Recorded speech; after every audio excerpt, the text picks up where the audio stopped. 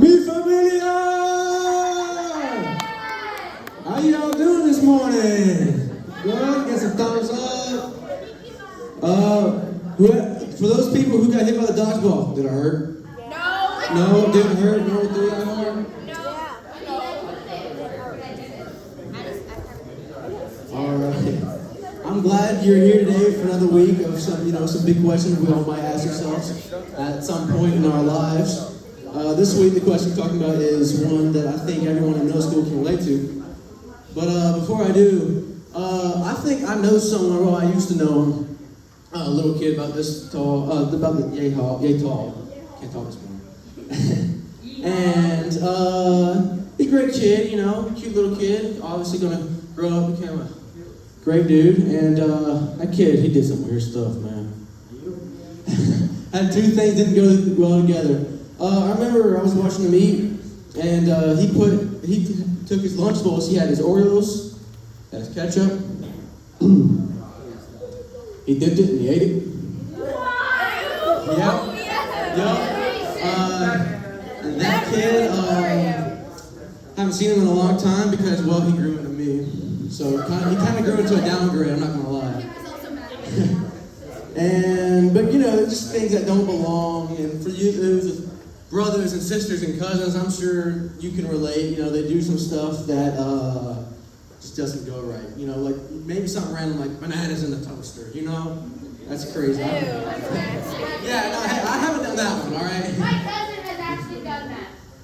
Banana toast? I don't know why. But as a middle schooler, you guys should never do that, right? Well, maybe. All right, so some of those things, they were pretty funny, especially the Oreos and ketchup one. I'm especially proud of that one. And some of them, it was pretty cringy. Did y'all still say cringy? Yes. Yes? You still say cringy? Awesome. It's a lot of cringe. But the one thing all those photos have in common is that they show things that they just don't belong together. They don't fit. I don't know about you, but that might be a feeling that, we can relate to. When I was growing up, I think I was younger than some of you guys about this time, but I remember I didn't feel like I had any real friends, and just going through that, I didn't feel like I fit in anywhere. I tried to fit into some groups that would be considered popular, trying to become one of the popular kids, whatever. It didn't really work. It just didn't really fit. And maybe your story's like mine. Maybe you're one of those popular kids that everybody loves me. Got no problems in the world. Everyone wants to be my friends. But even if you are that kid, you can probably still relate. There's some point in your life where you probably haven't felt like you fit in the puzzle. Because if we're being honest, I think we'd all admit that sometimes we find ourselves asking the big question: where do I fit in? Now, let me just stop here and say that if you found yourself asking this big question, you're not alone. Everyone in this room has thought that question at some point or another, and if you haven't yet, you'll think about it at some point. Where do we belong? Where do we feel loved? We want to be there. Maybe you have a new step-parent or new foster family. Maybe you moved somewhere new, or you had a friend leave your school. Maybe you're even new here at church and don't know anyone in your small group. And those kind of things, they make us feel like we suddenly don't belong in where we are. Like we don't fit. Now, that's really hard because the truth is we all need to belong somewhere. We all want to feel like we have a place where we just fit in. It could be some examples, being able to walk into the lunchroom, have a group to sit with, finding friends who have the same sense of humor that we do, seeing people like what we post on social media. It's a great feeling to look at your phone, see the Instagram notification, right? You see however many people like your post. It's a good feeling. Being on a sports team that supports you both on and off the field, all those kinds of things. If I didn't touch anything that relates to you, you get the idea. I'm sorry I didn't, acknowledge you out. All that stuff makes us feel like we belong. It makes us feel like we fit in, and that's a good feeling. It is. The thing about that feeling is that it doesn't always seem to last, especially in middle school. like your social life might change on an everyday basis. Like you might get into a fight with your friends, and all of a sudden you don't have anything to do after school. You don't fit in with your friends anymore, and and you give up a goal in a soccer game, and now it feels like the whole team is mad, and you still fit in with that team. I've had that trouble, particularly the last couple of years. I felt like I've let my team down after a bad performance. I don't feel worthy of being on that team anymore. Your parent puts rules in your screen time, and you can't reply to any of your friends on social media. Are you going to get left out? And maybe your dad gets remarried, and you got new step siblings. Where do you fit in that new family? But, you see what I mean? I think the reason we've got big questions about where we fit in, because it feels like where we fit in is always changing. And that can make us feel like maybe we need to do some changing if we want to still belong. Maybe start acting differently, like changing the way you dress, using language you don't normally use. Be careful with that mouth, y'all. Texting things you wouldn't want your parents or your teacher to see. Posting different kinds of pictures on social media just to belong. It could be all sorts of bad stuff just to feel like you fit in. At some point, we're all guilty of at least one of those things. It's like we're saying the real me isn't fitting in right now. This is the new me, I think, that will belong in this certain situation, in this new grade, this new period of our lives. And the thing is, that isn't the real you. And at the end of the day, we want the real version of ourselves to be the ones that people love, accept, and know. We want to belong as we really are. But if we're being honest, we'd probably say that we are afraid that will never really happen. That leaves us asking this big question. Again, where do I fit in? And when it comes to our biggest questions, we need to know better answers.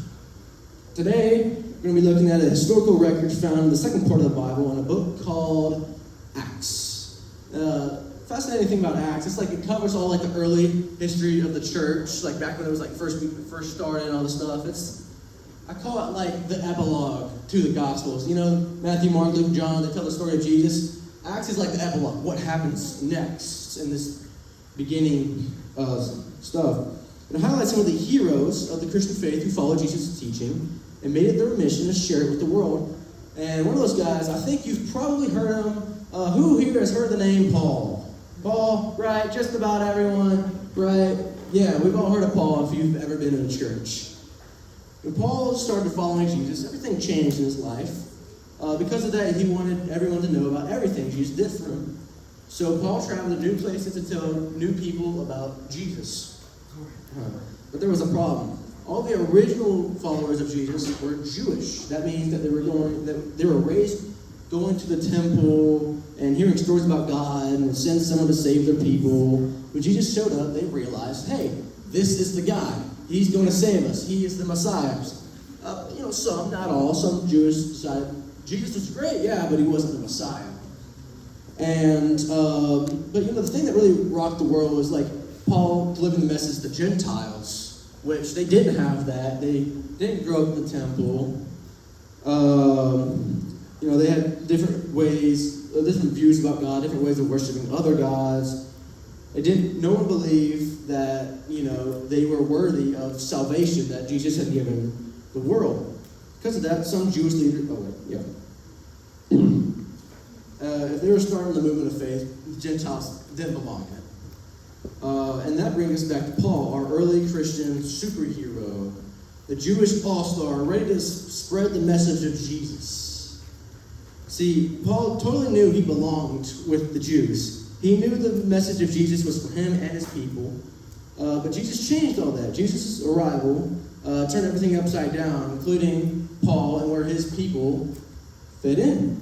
Now they don't just belong to the Jewish family, but also the Christian family, the family of everyone who has believed in Jesus, does believe in Jesus, and will believe in Jesus. Think about that. Some of your siblings in Christ have been dead for millennia, and some aren't even going to be born for another 100, 200 years.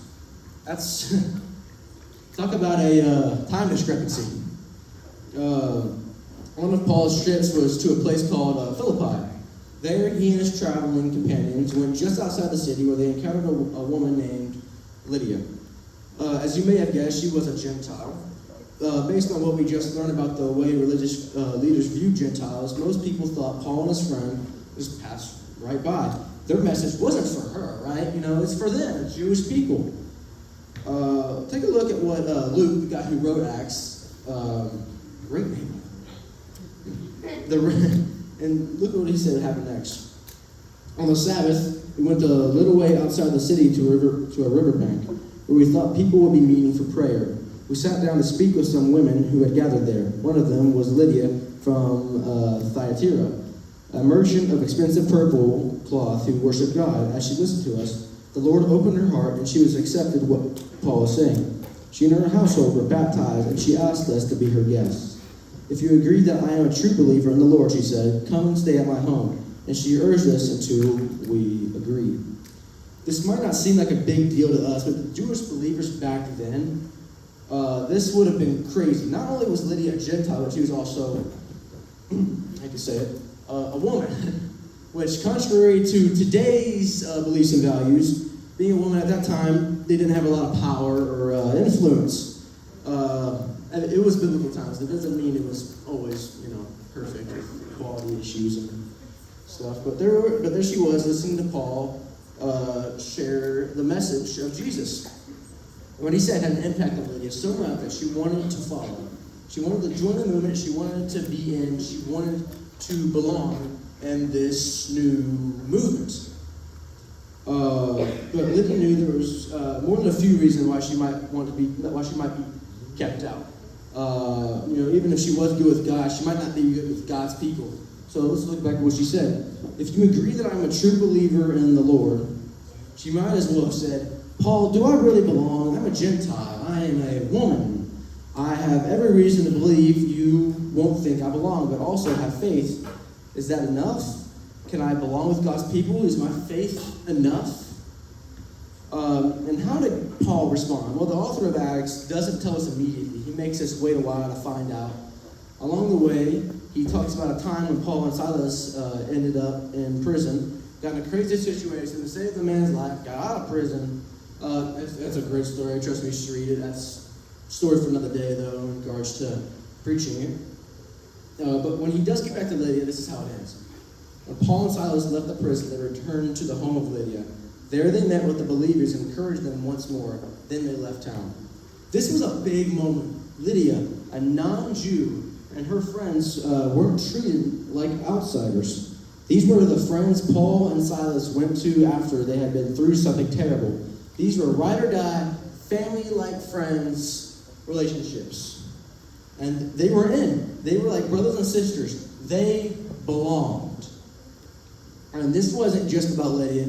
It was about all the people just like Lydia. It's true about everyone who wanted to follow Jesus, even today. We've all been in a place at least some point in our lives where we, back then, might have been considered Gentiles. We might not have grown up in the church, but here we are. We are praising God today. We are in His family. We know this not just because of the moment with Lydia, but because we read about it through the other letters in the Bible. Paul actually sent a letter to Lydia's church in Philippi talking about how much the faith of Lydia's church encouraged him. In another letter, we read something Paul then later said in his letter to Galatia. He wrote, so in Christ Jesus, you are all children of God through faith. For all of you who were baptized in Christ have clothed yourself with Christ. There is neither Jew nor Gentile, nor slave nor free, nor is there male or female, for you are all one in Christ Jesus. Over and over, Paul used this phrase in his letter. There is neither. In other words, those categories that made some people feel like they belonged and some people feel like they didn't belong didn't exist anymore. That barrier was gone. And the things that make you feel like you don't belong, they don't exist anymore because of Jesus, and knowing Jesus changes everything. With God's people, you belong. That was Paul's message then, and that is what the message remains today. Everyone matters. Everyone is welcome. Everyone belongs in this place right here. It doesn't matter who you are, what you did, what your background is. Here in this place, in this church, in any church, you belong. The community was the early church, and it's the same group of people we're all invited into today. Paul's declaration to them is the same one we all receive today. Again, you belong here. You don't have to do anything or be anything, no matter where you're from. I've already said that. You get the message, right? You belong here. I want you guys here. I want you here. I want you here. I want all of you guys here. Yes, I want you here too. I love you guys too. Hey, everybody means everybody. If I'm done pointing you out, I want you all here.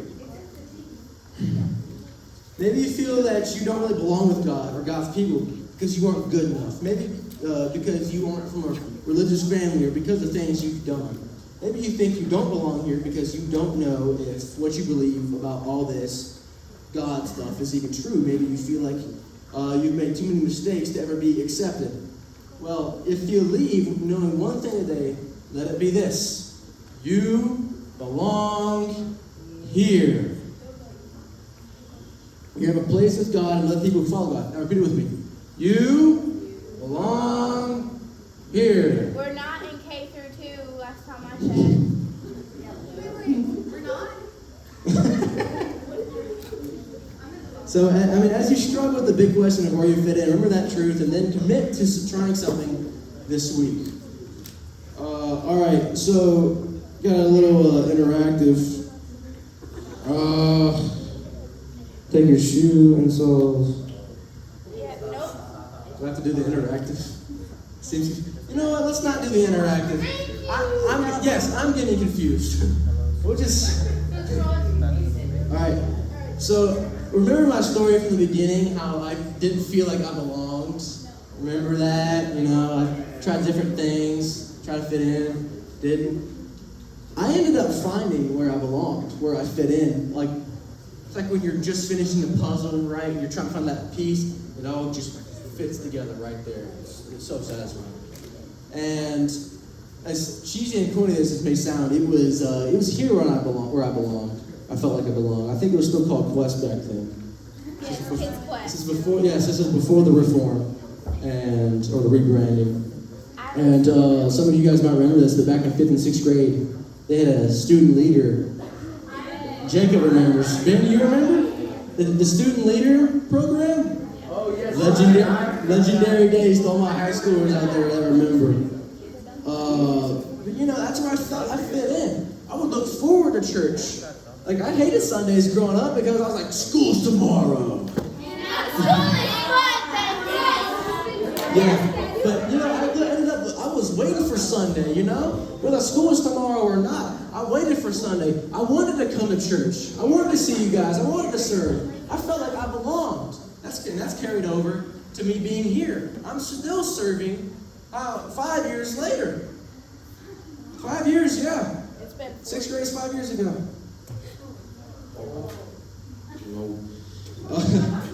What if this was a place where everyone could know that they belonged? In fact, this is exactly why we have small groups here. We want every person who walks in this room to have a group of people where they feel like they belong and people that they know. It's our hope that every person in every group feels like they can show up and be themselves. Ask real questions about this whole faith thing. And encourage the other people in the group to do the same. We want each person to feel like they belong and help others feel that way too. Can you even imagine what could happen if all of our small groups, our entire church, lived as if this were true? What if we were known for being a place where every single middle schooler could be loved and accepted just as they are? I don't know about you, but I think that would make our church, this community, this entire world a better place if we just accepted people, and made them feel like they belong.